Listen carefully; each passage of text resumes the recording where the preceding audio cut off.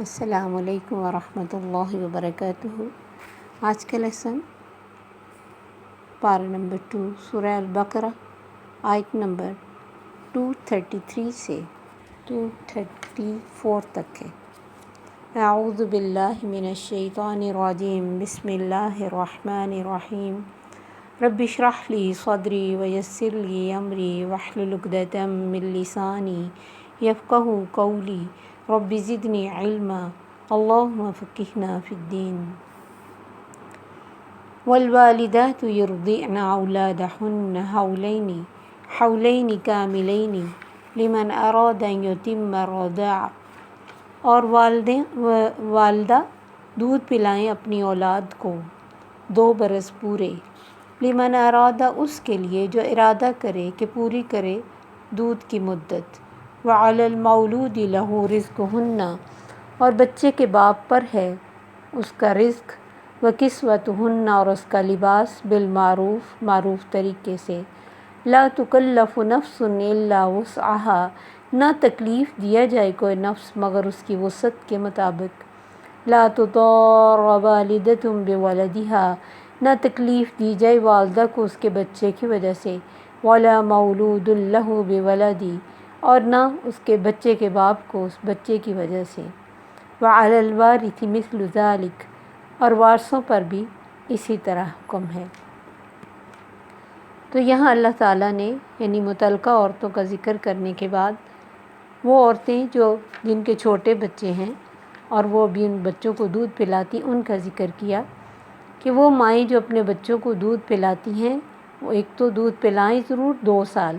کیونکہ اس میں اللہ تعالیٰ نے بہت بڑی خیر رکھی ہے کہ بچے کے اندر ہمیشہ کے لیے ریزسٹنس پاور یعنی قوت مدافعت بڑھ جاتی ہے،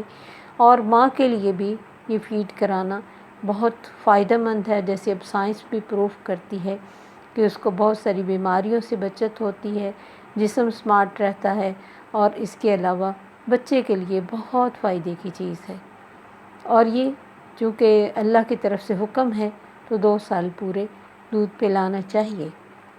لمن اراد ان یتم الرضاعہ، اب اگر کوئی متعلقہ عورت ہے اور اپنے بچے کو دودھ پلا رہی ہے اور اس کا باپ بچے کا چاہتا ہے کہ یہ دودھ پلاتی رہے، تو جب تک وہ دودھ پلائے گی اس کے بچے کے اور ماں کا لباس اور جو کھانے کا خرچ ہے یا نان و نفقہ ہے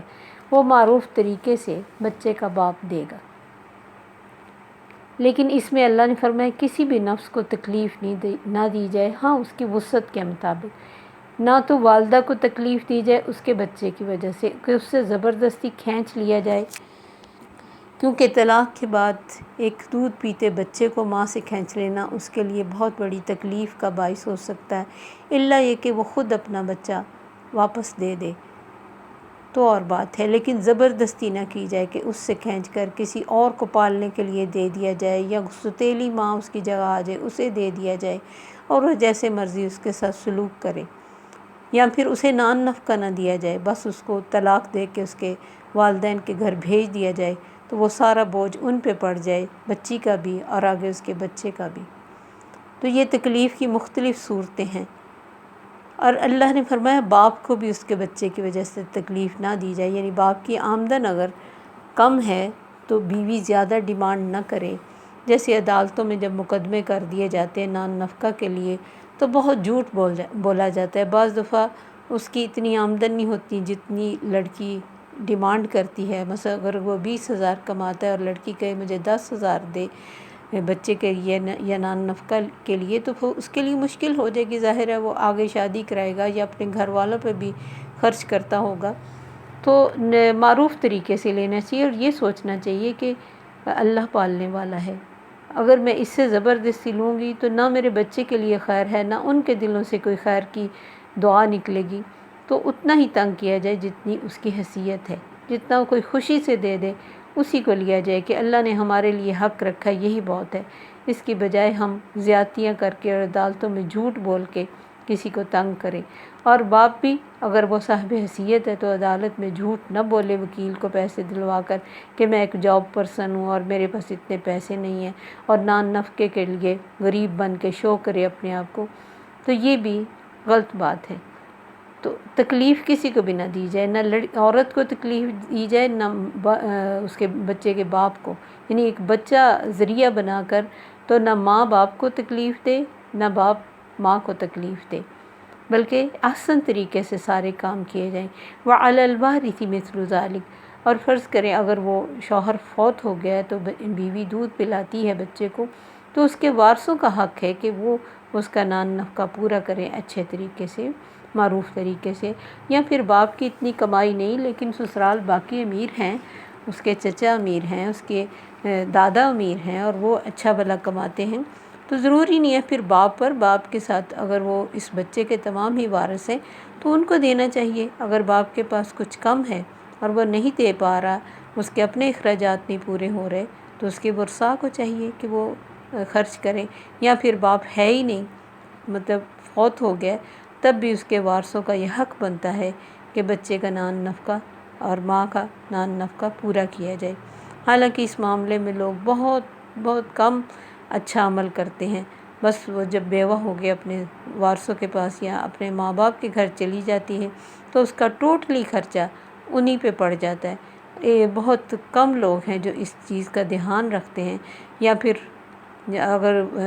ورثاء جو ہیں وہ اس چیز کو اپنی ذمہ داری سمجھتے ہیں۔ کچھ ٹائم تو ضرور سبھی شوق سے کر دیتے ہیں کہ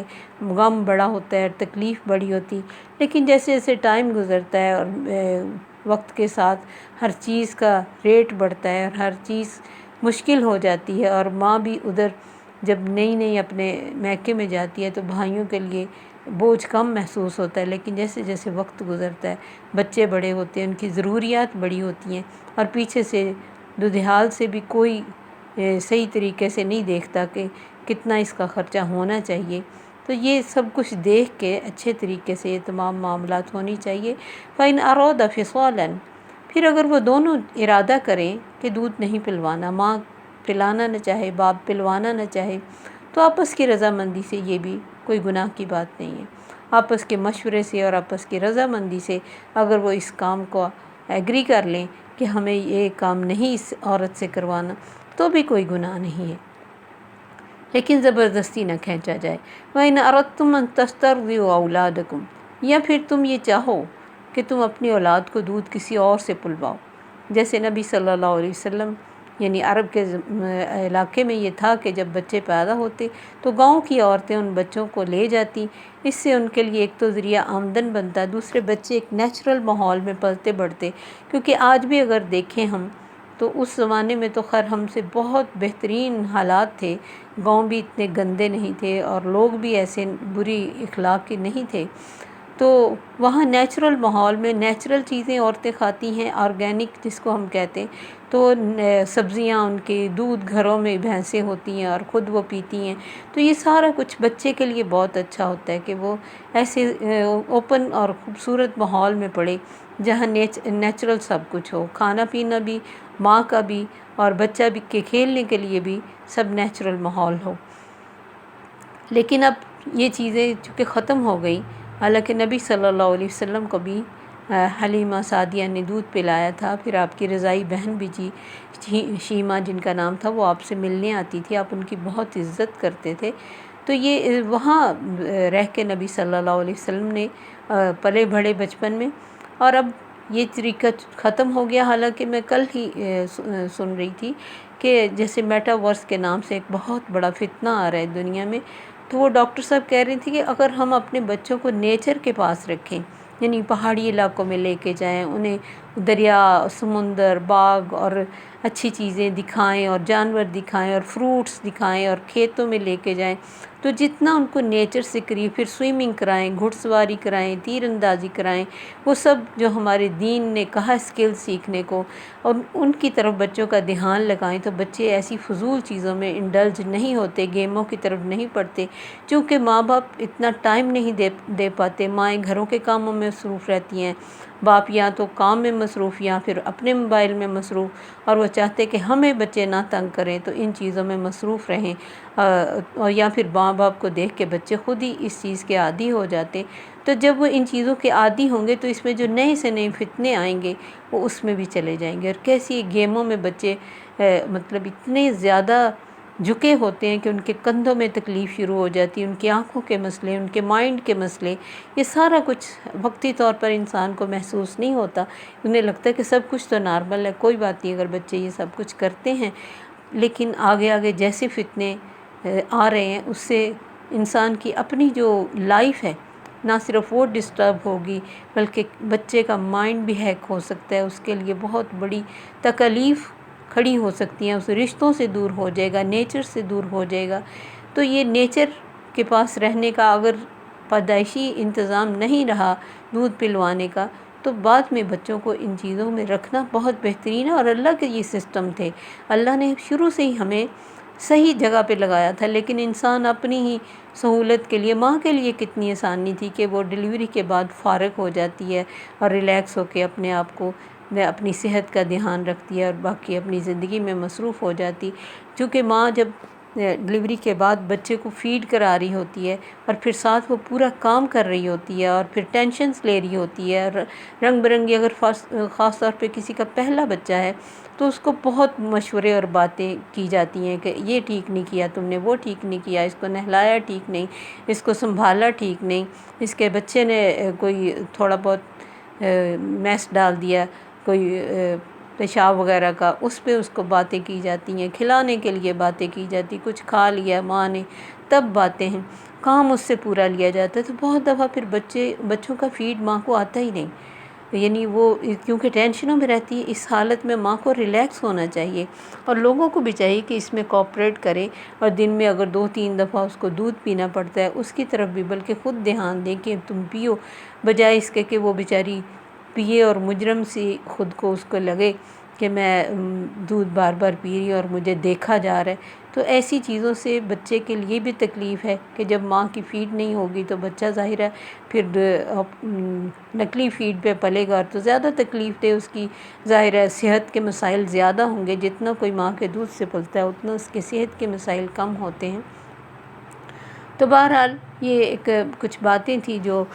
میں اکثر دیکھتی ہوں، اور اس میں کہ ماں کی خوراک کا اور ماں کے جو ریلیکس جسم اس کا ہو، اس کو کم سے کم کام کرنا پڑے اور وہ نارمل طریقے سے رہے، اس پہ تکلیف نہ دی جائے اس کو، ذہنی جسمانی۔ تو یہ ساری چیزیں اگر بچہ دودھ پینے کے لیے کہیں اور چلا جاتا ہے تو ماں بہت حد تک ریلیکس رہتی،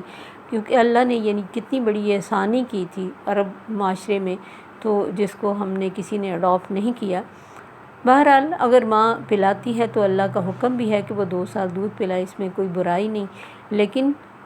وہ بھی جو طریقہ تھا کچھ برا نہیں تھا۔ تو اللہ نے فرمایا اگر دودھ کسی اور سے پلوانا تب بھی کوئی گناہ نہیں، آپس میں جو تم نے دینا ہے معروف طریقے سے اس کو طے کر لو، لیکن یاد رکھو واتقوا اللہ، اللہ کا تقوی ضرور ہونا چاہیے، اللہ کا ڈر ہونا چاہیے، کسی کا حق نہ رکھنا، کسی کو تکلیف نہ دینا۔ بے شک اللہ جو بھی تم عمل کرتے ہو وہ سب دیکھ رہا ہے، یعنی اگر دودھ پلانے والی ماں کو تکلیف دی جا رہی ہے، یا ماں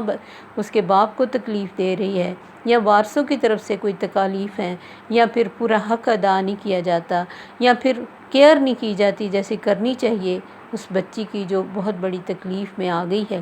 یا آگے اس کا بچہ جو تکلیف میں آ گیا ہے، تو ان ساری چیزوں کو اللہ دیکھتا ہے۔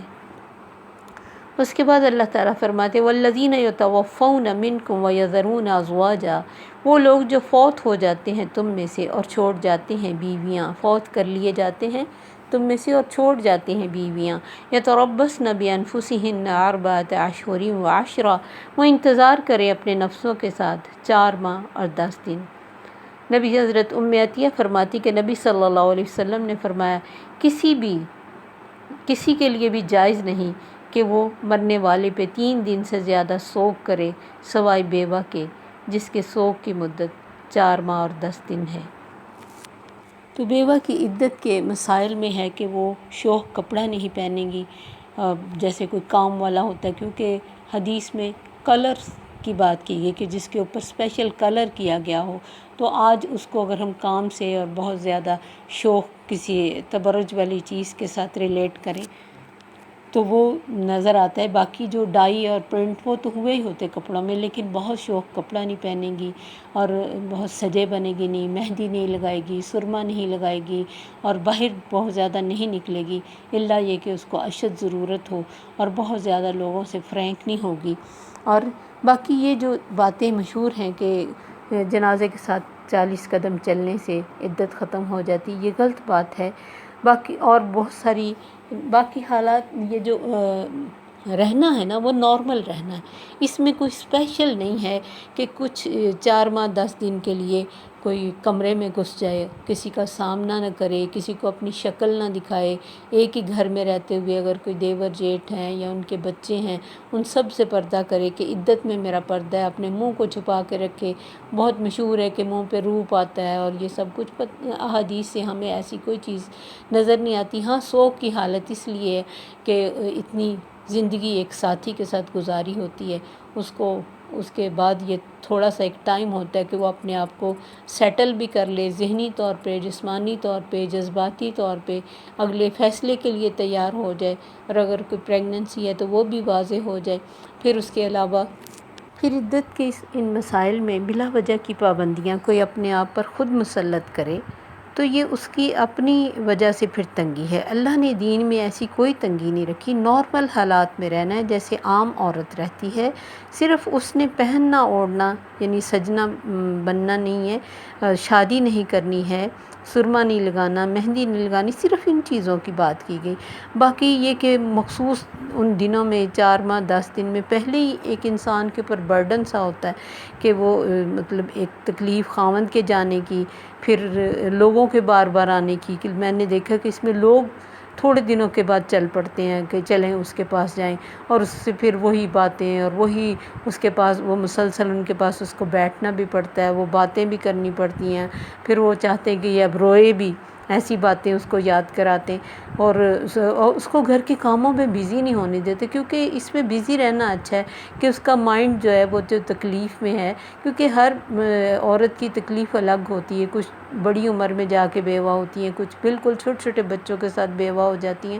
تو ان کو سٹک کر کے بٹھانا اور ان کے پاس روز ہر وقت کسی نہ کسی نے بیٹھے رہنا اور وہی باتیں کرتی جانا کہ اس تکلیف سے وہ باہر ہی نہ نکل سکے، اور پھر اگر کسی کے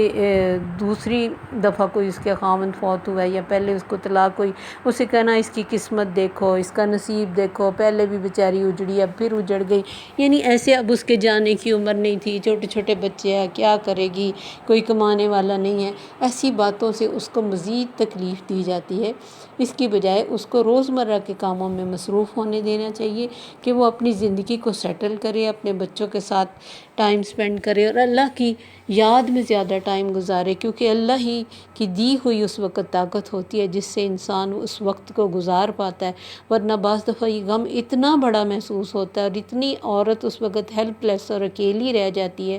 کہ ایک دم سے جیسے ایک ساتھ چلتا ہوا ساتھی اور اچھا ساتھی ہو اور ایک دم سے وہ اس کا ساتھ چھوڑ جائے تو اس کو سمجھ نہیں آتی کہ میں کیا کروں، یعنی اندھیرا نظر آتا ہے ہر طرف، اور اوپر سے لوگوں کی ایسی باتیں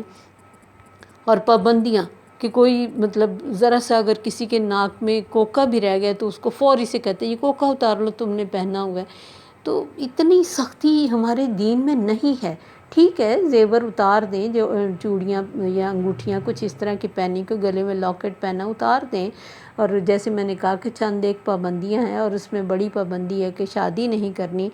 تو باقی یہ کوئی اگر کوئی مکس فیملی میں رہ رہا ہے، جوائنٹ فیملی میں، تو عورتیں آ کے پوچھتی ہیں کہ باجی وہ گھر میں دیور ہیں، دیور کے بچے ہیں، تو گھر میں ہم اندر گھسے رہتے ہیں جب تک وہ گھر میں رہتے ہیں۔ میں کہتی بعد میں اگر تم لوگوں نے ان سے پردہ نہیں کرنا،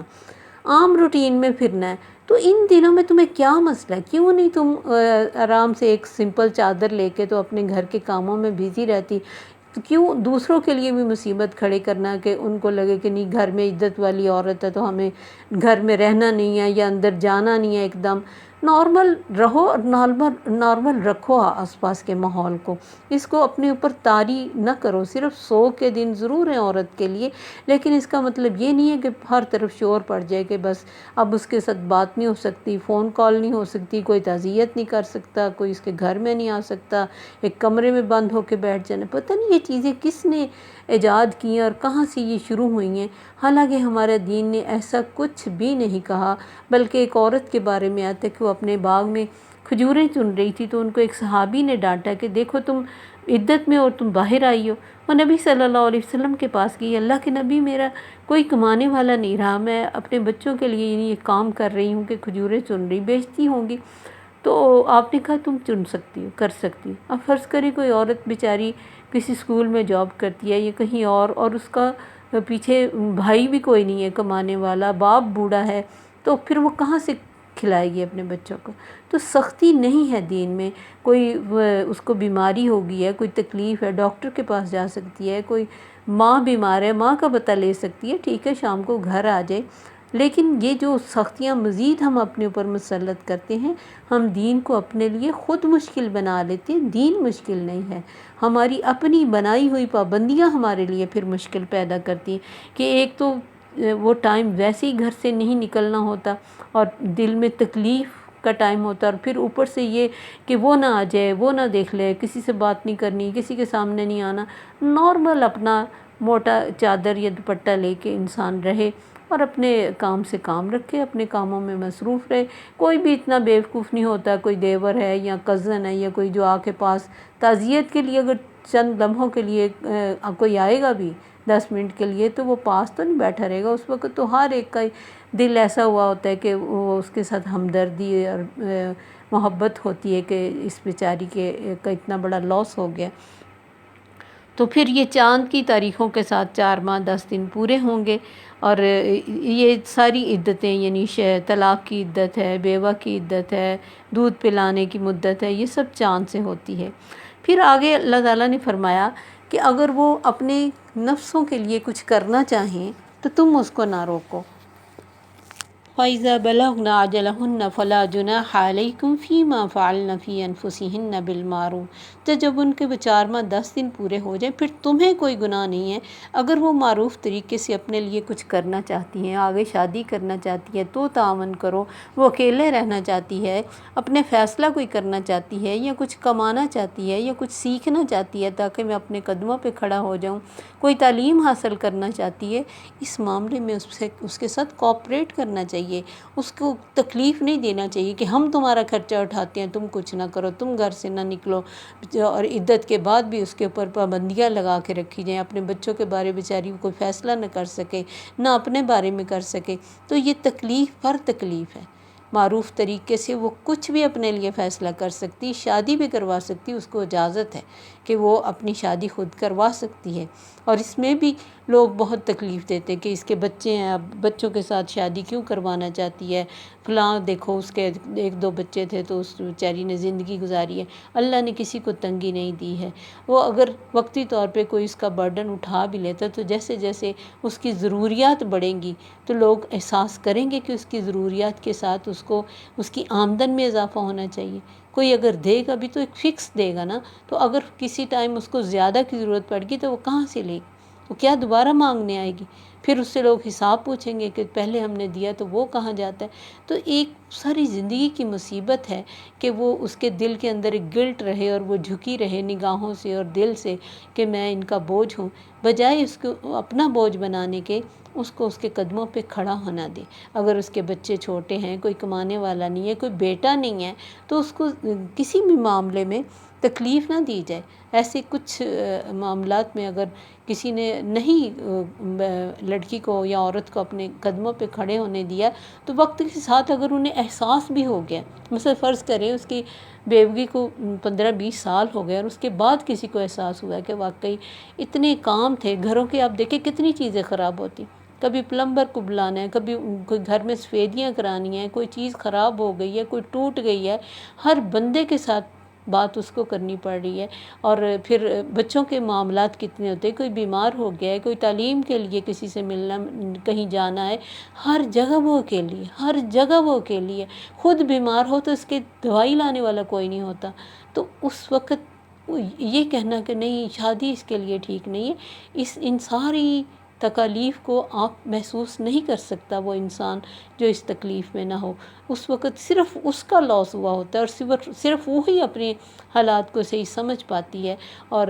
اگر اس وقت وہ کوئی سٹیپ اٹھانا چاہتی، کوئی محنت کرنا چاہتی، کوئی سیکھنا چاہتی، اس کو کوآپریٹ کریں، اس کو ہمیشہ کے لیے اس کے قدموں پہ کھڑا کر دیں، بجائے اس کے کہ اس کو اپنے کندھوں کا بوجھ بنائیں اور پھر بعد میں آپ کو ہی مشکل لگے کہ اتنے سارے ماں۔ پھر اس بچوں کے بارے میں اگر کوئی فیصلہ کرنا چاہتی، اس میں بھی بہت دخل لیا جاتا ہے کہ اس کو تعلیم کیوں بچوں کو زیادہ دلوا رہی ہے، یا کہیں لے کے کیوں گئی ہے، اس کی بہت پرائیویسی میں دخل دیا جاتا ہے کہ وہ کہاں گئی، کیوں گئی، کس کے ساتھ گئی، شک کی نظر سے دیکھا جاتا ہے۔ تو اگر وہ دیندار ہے تو اس کو اللہ کے سپرد کرنے چاہیے اس کے معاملات کو، وہ خود زیادہ بہتر سمجھتی ہے اپنے حالات کو۔ تو اس میں ہمیشہ تعاون ہونا چاہیے۔ اللہ نے فرمایا نا تعاونوا علی البر والتقوی، بھلائی اور تقوی کے کاموں میں ایک دوسرے سے تعاون کرو۔ پھر ایک واقعہ آتا ہے کہ ایک نیک عورت تھی بہت، وہ بیوہ ہو گئی، تو جب وہ فوت ہونے کے نزدیک، یعنی اس کو لگا کہ میرے موت کا وقت نزدیک ہے، تو اس نے کچھ عورتوں کو جو اس کے پاس بیٹھی تھی ان سے پوچھا تم مجھے کیسا سمجھتی ہو؟ انہوں نے کہا ہم تو تمہیں بہت اچھا اور نیک سمجھتے ہیں، جب سے تم بیوہ ہوئی ہم نے کوئی بات تمہاری طرف سے نہیں سنی اور دیکھی۔ اس نے کہا یاد رکھو، میں جس تکلیف سے یہ ٹائم گزارا مجھے پتہ ہے کہ گلی سے چوکی دار کی بھی آواز آتی تھی تو میرے جذبات میں تکلیف ہوتی تھی، تو کبھی بھی بیوہ کے نکاح میں رکاوٹ نہ ڈالنا، اگر وہ کہیں نکاح کرانا چاہتی تو اسے کرنے دو۔ یعنی تم نے مجھے بہت نیک سمجھا ہے، لیکن جس کا ساتھی گیا اس کی ایک جذباتی ضرورت ہے، ایک اس کی معاشی ضرورت ہے، کتنی ضروریات ہیں، ایک دم سے اس کا سارا ڈسکنیکٹ ہو گیا اور ہم اس کو اپنی مرضی سے چلانا چاہ رہے ہیں، تو یہ بڑی تکلیف دہ صورتحال ہوتی۔ اس لیے اللہ نے فرمایا تمہیں کوئی گناہ نہیں ہے، تم اپنے آپ کو اس وقت انا کا مسئلہ نہ بناؤ کہ ہمیں لوگ باتیں کریں گے کہ جی اس کی جوان بہن ہے ان کی اور فلاں جگہ اکیلی رہتی ہے، یا جوان بیٹی ہے تو انہوں نے خود کیوں نہیں اس کو سنبھالا۔ کوئی کہتا ہے ماں کے پاس رہو، میکے میں چلے جاؤ، کوئی کہتا ہے سسرال میں رہو، جہاں وہ بہتر سمجھتی ہو سکتا ہے سسرال میں اس کا معاملہ جو ہے تکلیف دہ ہو اور وہ وہاں نہ رہنا چاہے، اور میکے میں جا کے وہ بھابھیوں کے سر پہ بوجھ نہ بننا چاہے، تو کیوں اس کو زبردستی کسی کا بوجھ بنانا؟ تو اس میں اتنے سارے مسائل لوگ کھڑے کرتے ہیں اور اتنی باتیں کرتے ہیں کہ اس کے تکلیفیں بہت بڑھ جاتی ہیں۔ تو اللہ نے فرمایا تمہیں کوئی گناہ نہیں ہے کہ تم وہ جو بھی اپنے لیے کریں، اور اللہ جو بھی تم عمل کرتے ہو خبردار ہے، کسی کو کیسی تکلیف دیتے ہو، کیا کیا باتیں کرتے ہو، اکیلے کیا کرتے ہو، اس کے سامنے کیا کرتے ہو، کیوں اس کو مجبور کرتے ہو کہ ہمارے مطابق رہے، یہ سب اللہ دیکھ رہا ہے۔ تو اللہ کو تمہارے معاملات کی خبر ہے، کیونکہ ایک عورت کی جو شادی اس کا خاوند اس کو زندگی کا ساتھی سمجھتی ہوتی ہے، جب اچانک سے وہ چلا جاتا ہے تو اس کے لیے بہت بڑا لاس ہوتا ہے، خاص طور پہ جب اس پیچھے کچھ زیادہ چھوڑ کے نہ جائے، اور نہ اس کا کوئی گھر بار ہو، نہ اس کی کمائی کا کوئی ذریعہ رہا ہو، اس وقت اس کے لیے بہت مشکل ٹائم ہوتا ہے۔ اور یہ مشکل ٹائم ہمیشہ ہی ہر عورت کے لیے ہوتا ہے، کچھ کے لیے زیادہ اس لیے ہوتا ہے کہ وہ جوان ہیں، ان کے بچے چھوٹے ہیں، تو ان حالات میں ان کے لیے دعائیں کرنی ہیں، ان کے لیے ان کے ساتھ کھڑے ہونا ہے کہ تم کوئی بھی کام کرو ہم تمہارے ساتھ کھڑے، تم کوئی فکر نہ کرو، بجائے اس کے کہ ہم اس کو رنگ برنگی باتیں کر کے تکلیف دیں۔ اللہ چونکہ سمجھتا ہے کہ ایک عورت کو کتنی بڑی تکلیف پہنچتی ہے، تو اس وجہ سے اللہ تعالیٰ نے یہ کہا کہ وہ جو بھی کرنا چاہیں تمہیں کوئی گناہ نہیں۔ اور پھر حدیث میں آتا ہے کہ اللہ جس سے محبت کرتا ہے اس کی کوئی پیاری چیز لے لیتا ہے، تو اس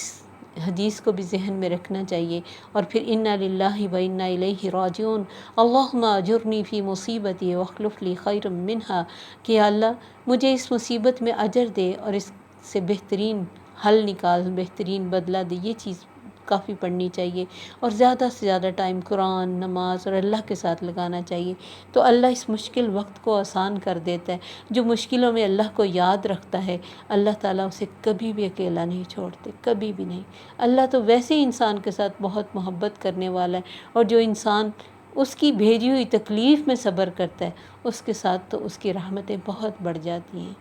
تو اللہ تعالیٰ ہمارے لیے سب آسانیاں کرے اور ہمیں ان سارے معاملات کی سمجھ عطا فرمائے۔ السلام علیکم ورحمۃ اللہ وبرکاتہ۔ سبحانک اللہم وبحمدک، اشہد ان لا الہ الا انت، استغفرک واتوب الیک۔